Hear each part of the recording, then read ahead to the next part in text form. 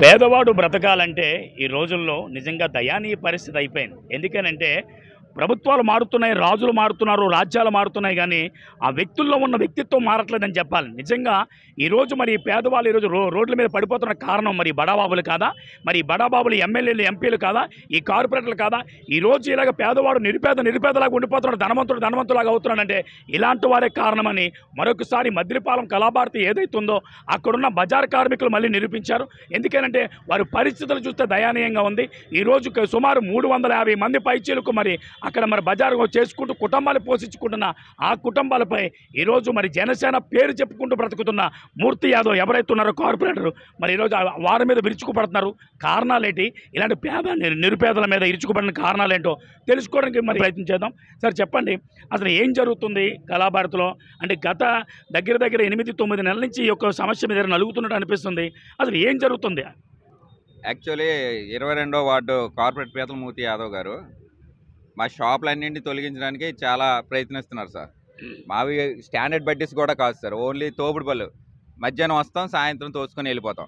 అలాంటి వాటికి చాలా ఇబ్బందులకు గురి చేసి ఇదంతా అతని మాట వినకపోతే ఉండరని చేసి చాలా ఇబ్బంది పెడుతున్నారు. కారణాలంటే మా వల్ల ఏమొచ్చిందో ప్రాబ్లం తెలియదు సార్. అతని మాట విని తీసేయాలనే పట్టుదలతోనే ఉన్నారు. అతని మాట వినట్లేదు అని ఓన్లీ ఈగో క్లాషెస్ అంతే సార్. ఇంకా అంతేగాని మా వల్ల ఏముంటుంది ప్రాబ్లం? జనాల ప్రాబ్లం లేదు, రోడ్డు చిన్నది కాదు, 100 అడుగుల రోడ్డు అది. ట్రాఫిక్ సమస్య లేదు, అటు హాస్పిటల్ లేవు, అంబులెన్స్లు అడ్డుతున్నాయని, బస్సులు వెళ్ళవు, ఏమీ వెళ్ళవు. కానీ అతను ఈగో వల్ల అతని మాట వినలేదన్న కారణం చేత సంవత్సరంన్నర నుంచి సార్, 8 మంత్స్ కాదు, సంవత్సరంన్నర నుంచి పోరాడుతున్నాం. దానికోసం హైకోర్టులోకి వెళ్ళి మేము ఏ అక్రమాలు చేసాం, ఏ దౌర్జన్యాలు చేసాం, ఏ కబ్జాలు చేసామని సార్ హైకోర్టులోకి వెళ్ళి పిటిషన్ వేయాల్సిన అవసరం ఉంది సార్. ఆర్డర్ తెచ్చి జీవీఎంసీ సిబ్బందికి రోజు ఇబ్బంది పెట్టి దానివల్ల తీయించాలని పట్టుదలతో కూర్చుంటున్నారు సార్. పట్టుదల మేము చేసిన తప్పు ఏంటి సార్? హైకోర్టుకి వెళ్ళి తేవాల్సిన అవసరం ఏముంది? మేము అంత పెద్ద తప్పులు చేసామా? అంత దౌర్జన్యాలు, అంత భూ కబ్జాలు చేసామా? భూ కబ్జాలు చేసిన వాళ్ళకే లేదు సార్. అలాంటిది మా గురించి అంత టైం చేసుకొని మేము దేనికి సార్ అతనికి ఓట్లు వేసి గెలిపించాం? మా బతుకులు కోరుతారు. ఒక్కరోజు షాప్ అయిపోతే జీవనం సాగదు సార్ మాకు. అలాంటిది మా చిరు వ్యాపారులు పట్టుకొట్టడం ఏంటి సార్? పోనీ ఏమైనా ఇబ్బంది ఉందా? ఏదైనా చెప్పాలి. మీ వల్ల ఇబ్బంది ఉంది, వెనకదలు పెట్టుకోండి. లేదు ఎలా ఉందా ఏదో అని చెప్పాలి. కానీ సడన్గా వస్తారు, హైకోర్టు స్టే వచ్చింది, మొత్తం ఎత్తియాలి ఇదంతా అనేసి ఆ రోజుకి వేసుకున్న స్టాక్ ఇదంతా ఎంత లాస్ సార్. ఈ సంవత్సరంన్నర నుంచి ప్రతి క్షణం భయపడుతూ ఎంత నష్టం అయ్యామంటే అంత నష్టం అయ్యాం సార్. ఫిజికల్ మొత్తం ఫైనాన్షియల్గా అన్నిటికీ. మరి అతను మున్సిపాలిటీ వాళ్ళు వచ్చారు, మిగిలారు, నోటీసులు ఇచ్చి బళ్ళు తొలగిస్తున్నారు అంటున్నారు. వాళ్ళు ఏమైనా చెప్పారా ఇగో పలానా కారణం చేత తొలగిస్తున్నామని? వాళ్ళు నోటీస్ కూడా మేము అడగ్గా చూపించారు సార్. ఆ నోటీసులో కూడా ఏముందంటే మార్జిన్ దాటి వచ్చి వ్యాపారాలు చేస్తున్నారు రోడ్డుకి విరువైపులా ఇదంతానే. అందులో పచ్చి అబద్ధం ఏంటంటే రోడ్డుకి విరువైపులా షాపులు లేవు సార్. ఇంకోటి ఏంటంటే మార్జిన్స్ కూడా మీరు వచ్చి ఆ రోడ్లో చూడొచ్చు, ఒక్క మార్జిన్ చూపించినా మేము వెంటనే తీసేస్తాం సార్ షాపులు. మేము మార్జిన్ పరిధిలోనే ఉన్నాం, మార్జిన్స్ కూడా లేవు. మేము ఎవ్వరికి ఇబ్బంది కలిగించట్లేదు, జనాలతో అంత ఫ్రెండ్లీగానే ఉంటాం, వాళ్ళకి ఇబ్బంది లేదు. ఇతను ఒక్కరికి వచ్చింది. ఈ వైజాగ్లో ఉన్న 98 వార్డులకి లేనిది ఈ జనసేన కార్పొరేటర్ పీతల మూర్తి యాదవ్ గారికే ఎందుకు వచ్చిందో 22వ వార్డులోనే అర్థం కావట్లేదు సార్. ఎందుకు అంత కక్ష కట్టారు మా మీద? అతని మాట వినలేదనా? ఇతనైతే ఎవరినైనా ఎదురు తిరిగి మాట్లాడవచ్చు, ఇతని మీద ఏదైనా మాట్లాడితే మాత్రం సహించలేరు. దాళ్ళు ఏదైనా సార్. మమ్మల్ని కూడా, నా పేరు బన్నీ సార్. అంటే కామన్గా కార్పొరేటర్ అంటే ప్రజల కొరకు పనిచేయాలి, ప్రజల కోసం పనిచేయాలి. ఎందుకనంటే మీరు లైన్లో నిలబడి మరి ఓట్లు వేశారు కదా, మరి లైన్లో నిలబడి ఓట్లు వేసి ఈరోజు గెలిపించిన తర్వాత ఈరోజు మీ బతుకులో కొట్టేస్తున్న దీన్ని ఎలా చూడొచ్చు సార్? నేను లైన్లో నిలబడి ఓట్లే కాదు సార్, అతను గెలిపించాలని కష్టపడిన వాళ్ళ నేను ఒకటి సార్. అలాంటిది అతను గెలిచిన తర్వాత అతను నిజ స్వరూపం చూపెట్టారు సార్. పేదలకు అండగా ఉంటారు, ఇదంతా జనసేన పార్టీ తరఫున ఇదంతా అనేసి గెలిపించి అందరితో వెయ్యించి అంతా చేసిన వాళ్ళకే ఇప్పుడు అతను నిజ స్వరూపం చూపిస్తున్నారు సార్. అంటే ఇలాంటి కామన్గా కక్షలు ఎందుకు ఉంటాయంటే ఆయన ఏదైనా సపరేట్గా మీ దగ్గర మనీ అడిగినప్పుడు, ఆ మనీ అడిగేటప్పుడు అడిగిన మనీ మీరు ఇవ్వలేనప్పుడు ఇలాంటి గ్లిచ్లు వస్తాయి. అంటే అలాంటివైన ప్రధాన కారణాలు ఉన్నాయా? Yes sir. మేము అతను గెలిచిన తర్వాత 1.5 year ఎంత అవుతుంది సార్, అయిన తర్వాత మా దగ్గరకు వచ్చారు. మేము యాక్చువల్ గవర్నమెంట్కి 20 రూపాయలు ఆశీలు పే చేస్తాం సార్.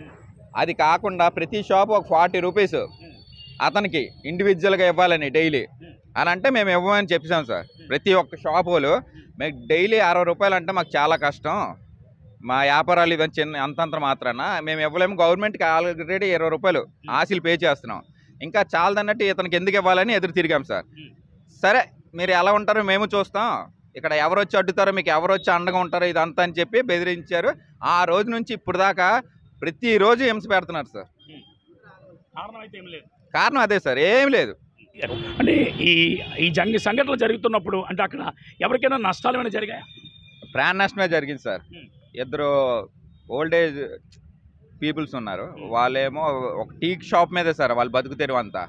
అలాంటిది ఇతను దౌర్జన్యంగా తీయించేసరికి ఆవిడ తట్టుకోలేక చనిపోయింది కూడా, మాదలోనే ఒక పర్సన్. ఇంకోటి ఏంటంటే రోడ్డుకి మార్జిన్స్ లేవు ఇవన్నీ అంటున్నారు కదా, మార్జిన్ దాటారు అంటున్నారు కదా, మార్జిన్ అనేది ఎక్కడైనా ఉంది సార్?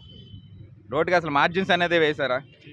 ఇదొకటి మాకు లైసెన్స్ లేవు ఏం లేదు కొన్ని చేస్తున్నారు అన్నారు. ఇది జీవీఎంసీ ఇచ్చిన కార్డే కదా సార్, ఇది ప్రతి ఒక్కరి దగ్గర ఉన్నాయి సార్. ఇలాంటి రాంగ్ ఇన్ఫర్మేషన్ ఇచ్చి కోర్టు టైం వేస్ట్ చేసి పిల్ తెచ్చుకున్నారు సార్.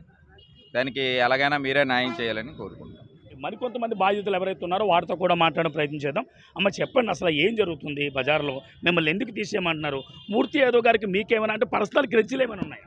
సార్ నా పేరు నిషా అండి. మూర్తి గారు యాదవ్ గారికి మాకు పర్సనల్గా ఏముంటాయి సార్? ఆయన ఒక కార్పొరేటర్, మేము కామన్గా బతికే ఒక సామాన్య ప్రజలం సార్. మేము ఓ రోజు షాప్ వేస్తే కానీ పొట్టగలని నిరుపేదలం సార్. అలాంటిది ఆయనతో మాకు వ్యక్తిపరంగా కక్షలు ఏముంటాయి సార్? ఆయన షాపు తీయమన్నారు, మేము తీయమన్నాము. ఆయన అదనంగా 40 రూపాయలు కట్టమన్నారు, మేము కట్టమన్నాం.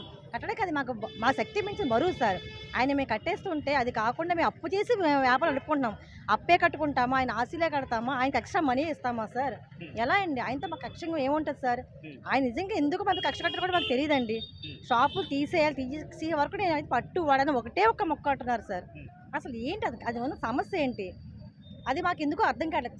మొన్న శనివారం అయితే మరీ దారుణంగా వచ్చి జేసీబీలతో వచ్చి పోలీసు బెటాలియన్తో వచ్చి మా షాపుల మీద దౌర్జన్యం చేయబోరు సార్. పోలీసు వ్యవస్థ అయితే మా మీద అక్రమంగా ఏమీ చేయలేదు సార్. వాళ్ళు మా మీద దయ చూపించారు. కానీ మేము ఎంత అడ్డుకున్నా సరే వాళ్ళ రిస్ట్రిక్షన్ వాళ్ళకి ఉంటాయి కదా సార్, దానివల్ల. కానీ మేము ఎందుకు తీసేస్తాను గట్టిగా అడగ్గా మాకు అది చూపించారు సార్ నోటీసు. అది కూడా మేము చాలా ఫోర్స్ చేసి ఆ నోటీస్ చూపించారండి. అందులో ఒకటి ఏముందంటే లైన్ దాటి వ్యాపారాలు చేసుకుంటున్నాము అన్నారు. మాకు అసలు గవర్నమెంట్ అనేది జీవీఎంసీ లైన్ అనేది మాకు గీయలేదు సార్. అయినా సరే మేము ఒక సైడ్ ఒక పరిధిలో మేము వ్యాపారాలు మేము చేసుకుంటున్నాం. మాకు లైసెన్స్ లేవన్నారు. మాకు లైసెన్స్ లేకపోతే మేము గవర్నమెంట్ వేరే 20 రూపీస్ ఎందుకు పే చేస్తున్నాం? అది లైసెన్సే కాదా సార్? గవర్నమెంట్ మాకు వేలంపాటు పాడుకుంది అంటే మాకు లైసెన్స్ ఇచ్చినట్టే కదా సార్, వ్యాపారం చేసుకోవడానికి అనుమతి ఇచ్చినట్టే కదా సార్. అది ఒకటి. ఇరువైపులా అంటున్నారు, ఇరువైపులా ఎప్పుడు ఆక్రమించలేదు, ఒక సైడే మా పరిధిలో వ్యాపారం చేసుకుంటున్నామండి. అయినా సరే ఆయన తీసేయాలని ఒకటే పట్టుబట్టారు. అసలు ఏంటి సార్ సమస్య ఏంటి? జగదాంబ కానీ పూర్ణ మార్కెట్ రోడ్లు ఎలా ఉంటాయి సార్? అది బస్సులు కూడా నడుస్తాయి, మా ఏరియాలో అది ఏమీ ఉండవు సార్. అలాంటిది అది వచ్చి ఇబ్బంది కూడా మాకు చెప్పలేదు. ఒకటే ఒక మాట, మీ షాపులు తొలగించాలి, మీ బళ్ళు తొలగించాలి అన్న మాట తప్ప వేరే మాట మాకు చెప్పలేదు సార్. అది కూడా ఆయన మా డైరెక్టర్ ముందుకు రారండి, ఎవరినైనా పంపిస్తారు, ఎవరైనా ఇప్పుడు తీయించేస్తారు సార్. అది మా సంస్కృతి. నా పేరు నిషా సార్. అంటే కార్పొరేటర్ తప్పులు చేసినప్పుడు లోకల్ ఎమ్మెల్యే ఉంటాడు, మరి ఎమ్మెల్యే యొక్క బాధలు చూడాలి కదా, మరి మీ ఎమ్మెల్యే దగ్గరికి వెళ్ళి మీరు బాధలు చెప్పుకున్నారా? మేము వెళ్ళడం చెప్పుకోవడం జరిగింది సార్. సార్ అయితే నేను పిలిచి మాట్లాడుతున్నాను అన్నారు. మరి సార్ మాట్లాడలేదు, మాకు ఏమి ఇష్టం మాకైతే తెలియదు సార్. కానీ అయినా సరే దాడులు జరుగుతూనే ఉన్నాయి సార్. మేము చెప్పుకోవడం జరుగుతుంది, ఈ పని ఈయన చేయడము జరుగుతుంది సార్.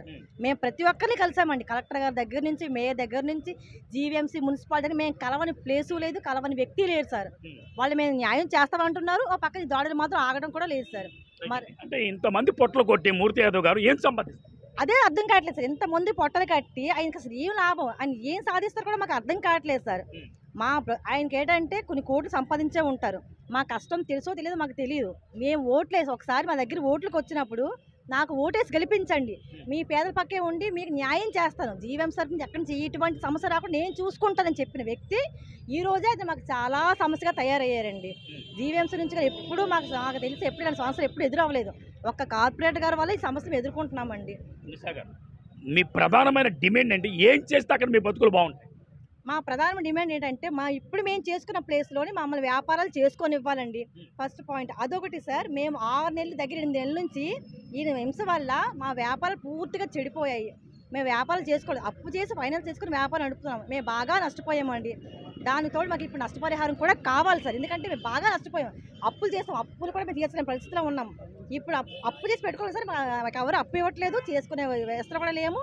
తెల్లవారు లెగిస్తే రోడ్డు మీద వ్యాపార షాపులు ఉంటాయి పోతున్నాయి, దిగులతోనే బతుకుతున్నాం సార్. మాకు ఇప్పుడు న్యాయం కావాలి. న్యాయం ఏంటంటే మా షాపులు మా దగ్గర చేసుకొని ఇవ్వాలి. దానితోడు మాకు ఇప్పుడు నష్టపరిహారం కూడా కావాలి సార్. బాగా నష్టపోయాం సార్. మాకు నష్టపరిహారం కూడా మాకు చెల్లించాలండి. ఎందుకంటే మా తప్పు లేదు. మా తప్పు లేనప్పుడు మా మీద హైకోర్టులో కేసు వేశారు కాబట్టి మాకు నష్టపరిహారం కూడా మేము కోరుకుంటున్నాం సార్. హైకోర్టు అంటే తోపుడు పళ్ళు తీసేమని అయితే లేదు కదా సార్. చట్టపరంగా హైకోర్టులోని తోపుడు పళ్ళు తొలగించడం అయితే లేదు. ఒక జీవోఎంసీ తీసిన లైన్ పనులు చేసుకోవాలి ఉన్నారు. వాళ్ళ లైన్ గీయకపోయినా మా పరిధిలో మేము వ్యాపారాలు చేసుకుంటున్నాము. మేము చట్ట వ్యతిరేకంగా అయితే కాదు, చట్టపరంగానే మా వ్యాపారం మేము చేసుకుంటున్నాము. అయినా దాడులు చేస్తున్నారు. మేము సంవత్సరం నుంచి బాగా నష్టపోయాము. మాకు నష్టపరిహారం కూడా కావాలి, న్యాయం కూడా కావాలి సార్. ఇప్పుడు దానికోసం గట్టిగా పోరాడుతున్నాం. మరి వినోద్, మరి సీనియర్ అడ్వకేట్ ఎవరైతే ఉన్నారో మన జిల్లా కోర్టులో మరి పలకా శ్రీరామమూర్తి గారు ఎప్పటి నుంచో మరి ఇలాంటి ప్రజా సమస్యల మీద ఆయన స్పందిస్తూ ముందుకు వెళ్తున్నారు. అక్రమం ఎక్కడ జరిగినా సరే, అన్యాయం ఎక్కడ జరిగినా సరే నా వంతు పాత్ర ఉన్నదంటూ ఆయన కథం తొక్కుతూ ముందుకు వెళ్తున్నారు. అలాంటి మరి అడ్వకేట్ ఈరోజు మరి ఈ యొక్క బడుగు బలహీన వర్గాలు ఎవరైతే ఉన్నారో, నిరుపేదలు ఎవరైతే ఉన్నారో, ఈ తోపిడి వంటి కార్మికులకు అండగా నిలబడారు. ఆయనతో మాట్లాడే ప్రయత్నం చేద్దాం. శ్రీరామమూర్తి గారు, మీరు ఎప్పటి నుంచో న్యాయ వ్యవస్థలో ఉన్నారు, మంచి సీనియరు. ఎందుకంటే ప్రతి సమస్యను కూడా మీరు జటిలంగా అంటూ క్లారిటీగా చూపించి ప్రజలకి న్యాయం చేస్తున్నారు. ఈరోజు వీళ్ళకి జరుగుతున్న అన్యాయం విషయంలో ఒక ఆర్డర్ తీసుకొని రావాలి. ఆ ఆర్డర్ కాపీ మీరు ఏమైనా చూసారా? దాని మీద ఏముంది అసలు? ఫస్ట్ ఆఫ్ ఆల్ అండి, భారత రాజ్యాంగం కల్పించే ప్రాథమిక హక్కు ఏదైతే ఉందో, స్వేచ్ఛగా జీవించే హక్కు, స్వేచ్ఛగా మాట్లాడే హక్కు, ఇతరులకు ఇబ్బంది కలిగించకుండా, అది భారత రాజ్యాంగం మనకు కల్పించింది భారతదేశంలో ఉన్న వాళ్ళందరికీ. ఆ విధంగా ఈ యాక్ట్ ఒకటి ఉందండి, స్ట్రీట్ వెండర్స్ ప్రొటెక్షన్ యాక్ట్ అండి. అంటే లైవ్లీవుడ్ని ప్రశాంతంగా సాగించవచ్చు ఎక్కడైనా సరే. అంటే రద్దీ ప్లేసుల్లో కాకుండా సైడ్ని పెట్టుకొని జీవనం సాగించవచ్చు. ఎందుకంటే ఎంప్లాయ్మెంట్ లేని వాళ్ళు ఏం చేస్తారు, వాళ్ళు బతుకుతారు, ఏం చేస్తారు, వాళ్ళు చిన్న చిన్న వ్యాపారాలు చేసుకుంటారు. చిన్న చిన్న వడ్డీలు తెచ్చుకొని ఆ రోజు కూలీలు తెచ్చుకొని వాళ్ళు ఆ వ్యాపారం చేసుకొని సాయంత్రం అలా డబ్బు కట్టేస్తారు. అందులో కూడా వాళ్ళు మిగలదు. అయినా కానీ అటు పరిస్థితుల్లో వాళ్ళు చేసుకోవడానికి తన బట్టలు కూడా తినడానికి పూర్తిగా ఉండదు, పిల్లలు స్కూల్ ఫీజు కట్టుకోవడానికి ఉండవు. అటువంటి వ్యక్తుల మీద వీళ్ళు కార్పొరేటర్లను తర్వాత ఎమ్మెల్యేలు ప్రతాపం చూపిస్తారా? ఇది ఎక్కడ అన్యాయం అది? భారత రాజ్యాంగం కల్పించిన హక్కును కూడా కాలరాజు హక్కు మీకు ఉందా? కార్పొరేట్ అంటే ఏంటి? కార్పొరేట్ అంటే ప్రజలు ఎవరైతే సమస్యలు ఉన్నా, నీ వార్డులో ఎవరైతే సమస్యలు ఉన్నారో ఆ సమస్యలు తీరనాన్ని నిన్ను ఎన్నుకున్నారు వాళ్ళు. నువ్వు పుట్టుతోడే కార్పొరేటర్ కాదు. వాళ్ళు నువ్వు అడుక్కుంటే వాళ్ళు ముష్టేస్తే ఓటేస్తే నువ్వు గెలిచావు. అలాగే వాళ్ళు కట్టిన పన్నుల నుంచే నీ జీతం ఇస్తున్నారు, కార్పొరేటర్ జీతం ఇస్తున్నారు. అటువంటి నువ్వు వాళ్ళ వెనకాల నిలబడడం మానేసి బడాదారులు వెనక, గుత్తేదారుల వెనకాల నిలబడి వాళ్ళు చెప్పినట్టు చేస్తూ వీళ్ళకి జీవనోపాధి లేకుండా చేయడం అనేది చట్టరీత్యా నేరం. దీన్ని తక్షణమే అరెస్ట్ చేయాలని చెప్పేసి మేము అందరూ డిమాండ్ చేస్తున్నాం. ఫస్ట్ ఆఫ్ ఆల్ మూర్తి గారు, అంటే ఈ వీళ్ళు తెచ్చిన కోర్టు ఆర్డర్లో అసలు ఏముంది, అసలు ఏముంది అసలు మీరు చదివారా? పూర్తిగా చదివానండి. కానీ వాళ్ళు కోర్టుని తప్పుతో పట్టించారు. తప్పుతో పట్టించి వాళ్ళు ఏమన్నారంటే, ఈ రోడ్డుకి ఇరువైపులా మేము గీసిన గీత ఉంది, కార్పొరేషన్ వాళ్ళు గీసిన గీత ఉంది, ఆ గీత దాటి వీళ్ళు వ్యాపారం చేస్తున్నారు, ట్రాఫిక్ ఆటంకం కలిగిస్తున్నారు అని చెప్పేసి వాళ్ళు చెప్పారు. అక్కడ అటువంటి పరిస్థితి ఏమీ లేదు. అసలు కార్పొరేషన్ ఆ గీతే గీయలేదు. కానీ ఆ గీత గీసినట్టు డబ్బులు మాత్రం వీళ్ళు కార్పొరేట్లు పంచేసుకున్నారు. గీత గీసినట్టు గవర్నమెంట్ నుంచి వచ్చిన ఫండ్స్ అంతా వీళ్ళు పంచేసుకున్నారు. పంచేసుకొని అక్కడ గీతలు గీయకుండా గీతలు గీసానని చెప్పి కోర్టును తప్పుదో పట్టించారు. ఆ విధంగా తర్వాత లైసెన్స్ లేవని చెప్పేసి ఒక పాయింట్ పెట్టారు. అందరి దగ్గర లైసెన్సులు ఉన్నాయి. అంటే గవర్నమెంట్ డబ్బు కడితేనే లైసెన్స్ ఇస్తారు, చేసుకోవచ్చు అని గవర్నమెంట్ ఇచ్చింది అథారిటీ. దాన్ని కూడా మీరు కాదని కోర్టును తప్పుతో పట్టించారు. అలాగే ఆశీలు కడుతున్నారు, వీళ్ళు మున్సిపాలిటీకి ఆశీలు కడుతున్నారు, అది కట్టట్లేదని చెప్పారు వాళ్ళు. ఈ మూడు కూడా మెయిన్ పాయింట్ల మీద ఆర్డర్ తెచ్చుకున్నారు వాళ్ళు. కానీ ఈ మూడు కూడా తప్పు. వాళ్ళ దగ్గర లైసెన్స్ ఉంది, మున్సిపాలిటీ డబ్బులు కడుతున్నారు, ఆశీలు కడుతున్నారు, లైసెన్స్ డబ్బులు కట్టారు, గవర్నమెంట్ నుంచి పర్మిషన్ కూడా తెచ్చుకున్నారు వాళ్ళు. ఇన్ని ఉన్నా కూడా ఈ రోజున వాళ్ళ బతుకుల మీద మీరు పొట్టల మీద కొట్టడం అన్నది అన్యాయము, చట్టరీత్యా నేరం. కావున ఏదైతే ఆర్డర్ ఉందో ఈ ఆర్డర్ని క్యాన్సిల్ చేయడానికి నేను హైకోర్టుకు వెళ్తున్నాను ఎల్లుండా. ఇవన్నీ కూడా ఫ్యాక్ట్స్ అన్నీ కూడా కోర్టు చూపించి వాళ్ళు ఏదైతే తప్పు చేస్తారో దాన్ని పర్టికులర్గా కోర్టు ముందు ఉంచుతాము. ఆ విధంగా వీళ్ళకి న్యాయం జరగడానికి అవకాశం ఉంది. ఎందుకంటే వీళ్ళు ఏ విధమైన తప్పు చేయలేదు. ప్రభుత్వం ఈ రోజు వరకు వాళ్ళకి ఎంప్లాయ్మెంట్ ఇవ్వలేదు కాబట్టి వాళ్ళు వడ్డీలు తెచ్చి వ్యాపారం చేస్తున్నారు. అటువంటి వ్యక్తుల మీద ప్రతాపం చూపించడం అనేది చట్టరీత్యా నేరం. కావున తక్షణమే ఎవరైతే వీళ్ళ బడ్డీలు తొలగించారో, వీళ్ళ బళ్ళు ఎవరైతే తొలగించారో వాళ్ళు బండ్లు ఎరగొడిశారు, బడ్డీలు ఎరగొడిశారు. అది వడ్డీలు తెచ్చే బడ్డీలు కట్టుకున్నారు, బళ్ళు కనుక్కున్నారు. అంత నష్టం వాటిల్లి ఆ విధంగా చేశారు వాళ్ళు. కావున వీళ్ళపైన పరునస్ దావా కూడా మేము వేయడానికి మేము సిద్ధంగా ఉన్నాము. ఆ విధంగా మేము పరునస్ దావా కూడా వేస్తాం. ఫస్ట్ ఈ ఆర్డర్ని క్యాన్సిల్ చేయడానికి నేను ఎల్లుండ హైకోర్టుకు వెళ్తున్నాను. కావున ఇటువంటి వ్యవహారాలు ఎవరు కూడా ఏ కార్పొరేట్ కూడా చేయకండి, ఏ ఎమ్మెల్యే కూడా చేయకండి. చేసినట్టయితే రానున్న ఎలక్షన్లో మీ యొక్క అందరి డిపాజిట్ గల్లంత అవుతుంది. మీరు ఎక్కడి నుంచి వచ్చారు అక్కడ పోతారు. మూర్తి గారు, అంటే ఏదైతే కోర్టు ఆర్డర్ ఇచ్చారు, ఈ కోర్టు ఆర్డర్లో రాంగ్ ఇన్ఫర్మేషన్ ఉందంటున్నారు. అంటే ఒకటి సరైన ఆర్డర్ లేదని, బెల్ట్ లేకుండా అంటే బెల్ట్ దాటి వచ్చి వ్యాపారం చేస్తున్నారని, రెండు అక్కడ అంటే ఒక కమిషనర్ తెలియకుండా వీళ్ళు పంపించారు. కమిషనర్ తెలియకుండా ఏది జరగదండి. కమిషనర్ ఇదే సుపీరియర్. కాకపోతే ఇక్కడ ప్రాబ్లం ఏంటంటే గవర్నమెంట్ ఆఫీసులను కూడా కార్పొరేట్ భయపడుతున్నాడని చెప్పేసి వాళ్ళు చెప్తున్నారు. నేను అడిగితే బ్లాక్మెయిల్ చేస్తున్నారు వాళ్ళు. మీరు ఇక్కడ ఉండాలనుకుంటున్నారా లేకపోతే ఎక్కడైనా ట్రాన్స్ఫర్ అయిపోవాలనుకుంటున్నారా?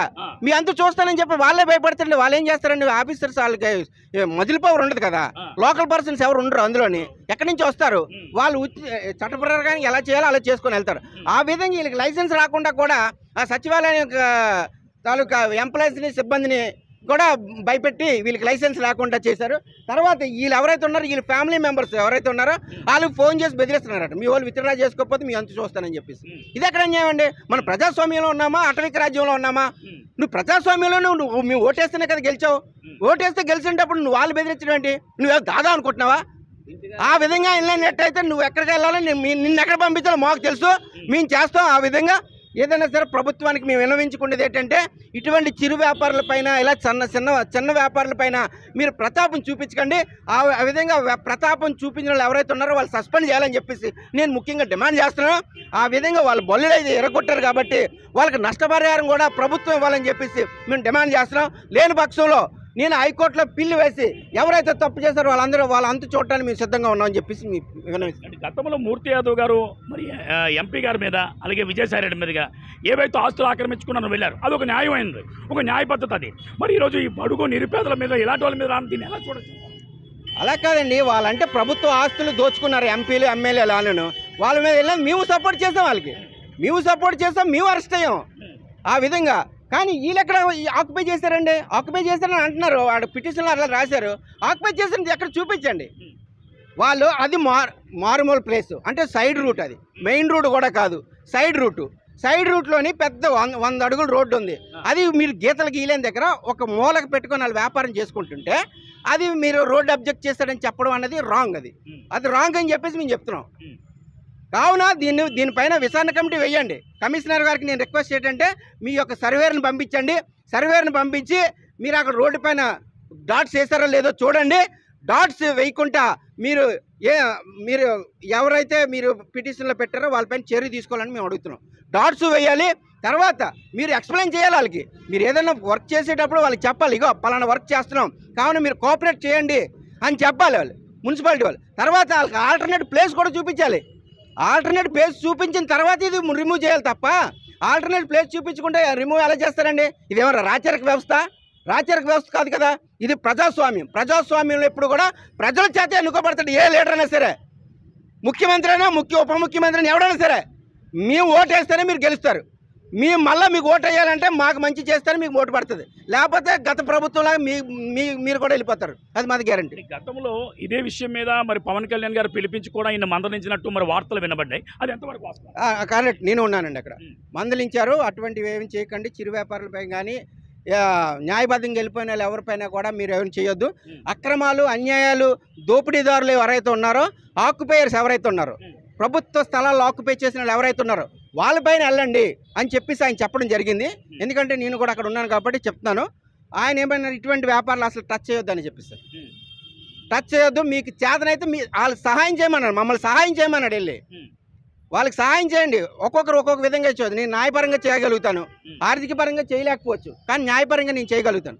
అలాగే ఏ వృత్తిలో ఉన్న వాళ్ళు ఆ విధంగా వాళ్ళకి కావాల్సిన సపోర్ట్ చేయమన్నారు. అంతే తప్ప ఈయన్ని ఇలా చిన్న వ్యాపారాలపై వెళ్ళమని చెప్పేసి పవన్ కళ్యాణ్ గారు అయితే చెప్పలేదు. అటువంటి వ్యక్తిని ఎవరైనా ఉంటే ఆయన ఇన్ఫార్మ్ చేయమన్నాడు. ఇన్ఫార్మ్ చేసినట్టయితే నేను వాళ్ళు సస్పెండ్ చేసేస్తాను అన్నాడు, ఏ స్టేజ్లో ఉన్న వ్యక్తినైనా సరే. మరి అదే అంటే పవన్ కళ్యాణ్ గారు మొట్టికాయలు వేసినప్పటికీ కూడా ఈయన ప్రవర్తన మారట్లేదంటే ఏం చేస్తే బాగుంటుంది? నెక్స్ట్ ఇప్పుడు ఇలా రిప్రజెంటేషన్ వెళ్తే వాళ్ళ దృష్టికి వెళ్ళినట్టయితే డెఫినెట్గా ఆయన సస్పెండ్ చేస్తారండి. పరిస్థితి అయితే ఇది వినోద్. ఎందుకనంటే ఈరోజు 350 మంది మరి ఎవరైతే తోపుడు బళ్ళ కార్మికులు ఉన్నారో అలాగే మరి సంత కార్మికులు ఉన్నారో ఈరోజు రోడ్డును పడిపోయారు. అసలు ఈరోజు గవర్నమెంట్ యాక్ట్ ఏదైతే ఉందో ఆ యాక్ట్ ఎప్పుడైనా అలా తొలగించేటప్పుడు కంపల్సరీ నోటీసులు ఇవ్వాలి, నోటీసులు ఇచ్చి సంబంధిత కారణం చెప్పాలి.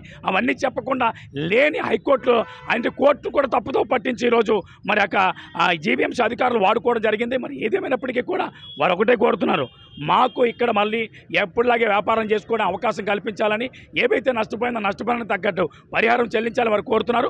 వీడియో జర్నలిస్ట్ వినోద్తో సిటీ న్యూస్ వైజాగ్ వేణుగోపాల్.